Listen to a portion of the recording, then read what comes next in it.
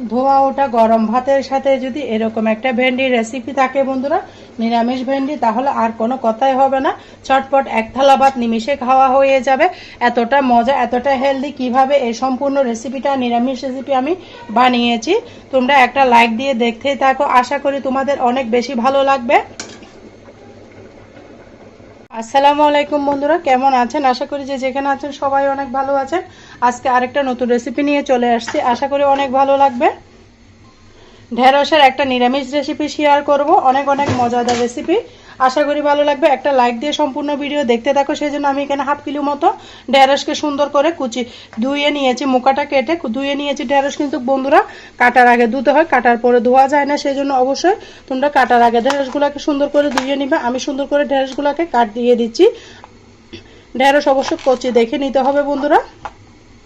R please please বন্ধুরা, আমার চ্যানেলে যদি নতুন বন্ধু হয়ে থাকো, আমার চ্যানেলটাকে আমাকে ভালোবেসে সাবস্ক্রাইব করে রাখার অনুরোধ রইল। পাশে থাকা বেল বাটনটি প্রেস করে দাও, যেন আমি ভিডিও দেওয়ার সাথে সাথে নোটিফিকেশনটা সবার আগে তোমাদের মাঝে পৌঁছে যায়। আমি ঢেঁড়সগুলোকে সুন্দর মতে কেটে নিব।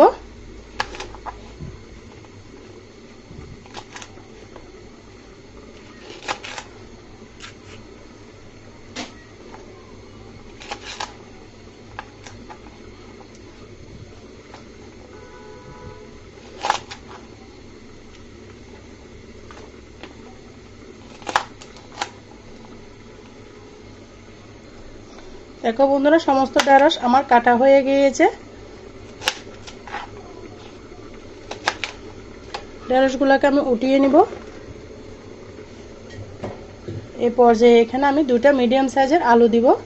আলুটাকেও সুন্দর করে আমি কেটে নিব।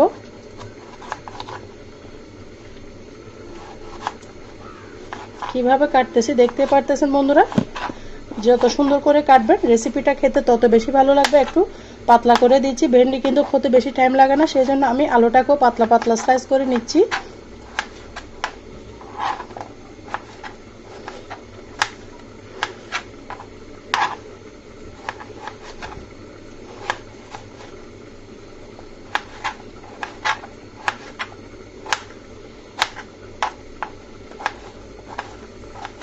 সম্পূর্ণ আলু আমার কাটা হয়ে গিয়েছে। আমার পেঁয়াজ কিন্তু আগে থেকে কাটা আছে বন্ধুরা। দেখো বন্ধুরা, আলু আর ঢেঁড়স আমি একসাথে কেটে নিয়েছি, দুটোটা উপকরণ। এই পর্যায়ে আমি সোজা চলে যাব কিচেনে, দেখতেই থাকো। এখানে আমি চুলাটা জ্বালিয়ে দিয়েছি, দিয়ে দিব খুবই সামান্যতম তেল, রান্নার রেগুলার সয়াবিন তেল দিয়ে দিয়েছি। দিয়ে সুন্দর করে পাতিলের চারপাশে ঘুরিয়ে দিব। এখানে আমি দিয়ে দিব কেটে রাখা ভেন্ডিগুলো।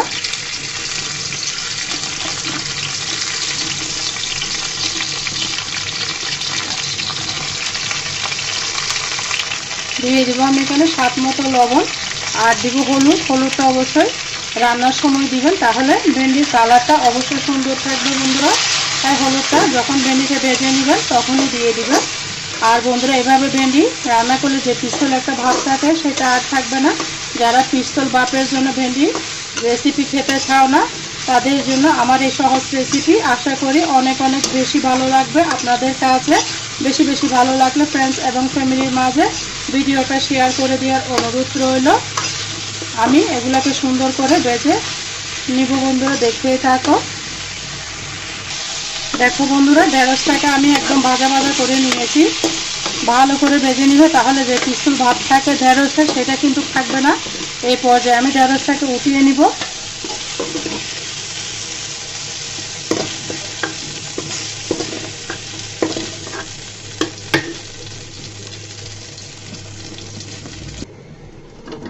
ঢেঁড়সটাকে উঠিয়ে নিয়ে এখানে আমি দিয়ে দেব আবারও সামান্য পরিমাণে তেল।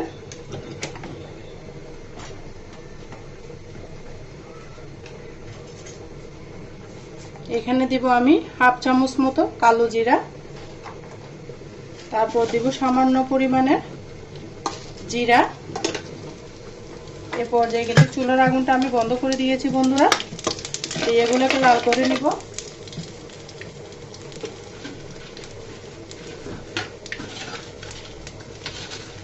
তারপর দিয়ে দেব দুটো শুকনো মরিচ। সুন্দর গন্ধ আসা পর্যন্ত এগুলোকে আমি ভাজিয়ে নিব। যখন সুন্দর একটা গন্ধ বের হবে তখনই আমি এখানে অ্যাড করে দেব কেটে রাখা আলু, দিয়ে আবারও নাড়াচাড়া করে দিব। চুলার আগুনটা এই মুহূর্তে জ্বালিয়ে দেব বন্ধুরা। তেলটা বেশি গরম হয়ে গিয়েছিল, মশলাগুলো পুড়ে যাবে, সেই জন্য চুলার আগুনটা কমিয়ে রেখেছিলাম। আলুগুলোকে আমি এই তেলের মধ্যে ভাজা ভাজা করে নিব। দেখতে থাকো, সম্পূর্ণ ভিডিও স্কিপ করবে না।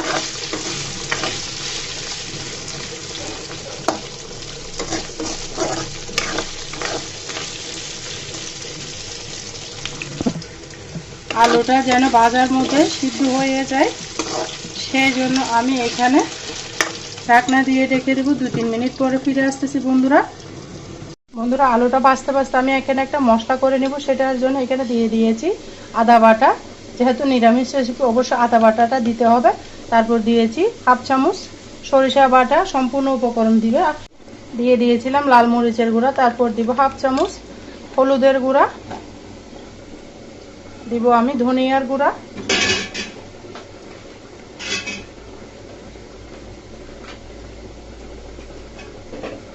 তারপর দিব আমি এখানে স্বাদ মতো লবণ। সম্পূর্ণ উপকরণগুলো এভাবে মিশিয়ে নেবে, তাহলে বাটা মশলার মতো হবে, খেতে অসাধারণ লাগবে। দেখো বন্ধুরা, আলুটা আমার ভাজা ভাজা হয়ে গিয়েছে। এই পর্যায়ে আমি যে মশলাগুলো গুলিয়ে রেখেছি সেগুলো দিয়ে দিলাম।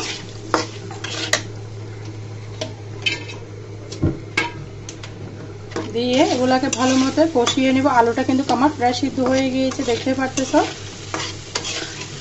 এইভাবে গুলিয়ে মশলা দিলে কিন্তু খেতে বেশি ভালো হয়।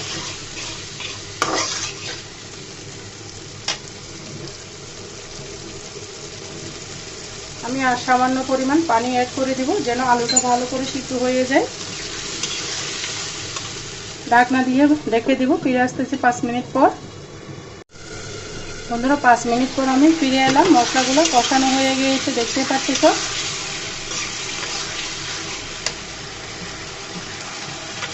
মশলাগুলো কষে তেলটা ছেড়ে দিয়েছে। এই পর্যায়ে আমি অ্যাড করে দিব 2-4টা কাঁচামরিচ, মাঝখান থেকে ফালি করে দিয়েছি। তেলটা যখন ছেড়ে দিবে তখনই আমি ভেজে রাখা ভেন্ডিগুলো দিয়ে দিব।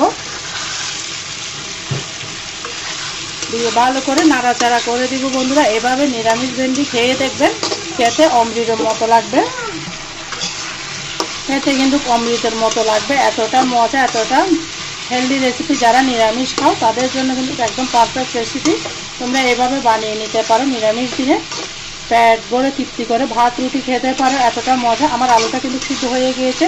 এখানে আমি সামান্য পরিমাণের পানি অ্যাড করে দিব, যেন ভেন্ডি আলুগুলো ভালো মতো সিদ্ধ হয়ে। দেখো বন্ধুরা, এভাবে নাড়াচাড়া করে আমি 2-3 মিনিট মতো কষিয়ে নিয়েছি মশলার সাথে আলুগুলাকে। এই পর্যায়ে আমি অ্যাড করে দিব এখানে পানি, পরিমাণ মতো পানি দিয়েছি। তোমরা যতটুকু ঝোল খাবে ততটুকু পানি দিবে। আমি এখানে বেশি একটু মাখো মাখো ঝোল রাখবো, সেই জন্য আমি আমার পরিমাণ মতো পানি দিচ্ছি। দেখো বন্ধুরা, আমি ঢাকনা দিয়ে রেখে দিয়েছিলাম, প্রায় 5 মিনিট পরে ফিরে এলাম। এই পর্যায়ে আমি অ্যাড করে দিব পেস্ট করা আমার টমেটো ডিপে রেখেছিলাম, সেগুলো দিয়ে দিলাম। সেগুলো দিয়ে আমি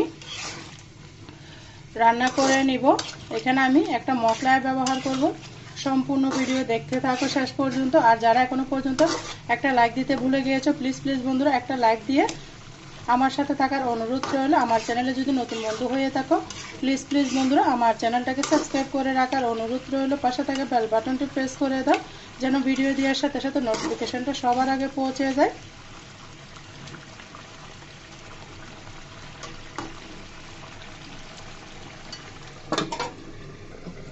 এই পর্যায়ে আমি এখানে অ্যাড করে দেবো খুবই সামান্য পরিমাণে টালা জিরার গুঁড়া।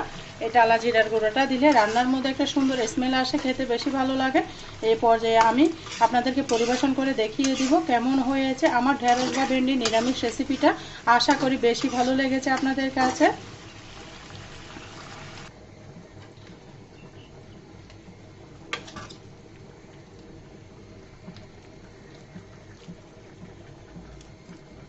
দেখো বন্ধুরা, আমি দেখিয়ে দিচ্ছি কেমন হয়েছে ভেন্ডির রেসিপিটা। এরকম একটা ঢেঁড়সের রেসিপি থাকলে বন্ধুরা আর কিচ্ছু লাগবে না, এতটা মজা, এতটা হেলদি রেসিপি। আশা করি ভীষণ ভালো লেগেছে এই নিরামিষ ভেন্ডির রেসিপি। অবশ্যই যদি বেশি ভালো লাগে লাইক কমেন্ট শেয়ার করতে ভুলবে না। আজকের মতো আমি এখানে বিদায় নিচ্ছি।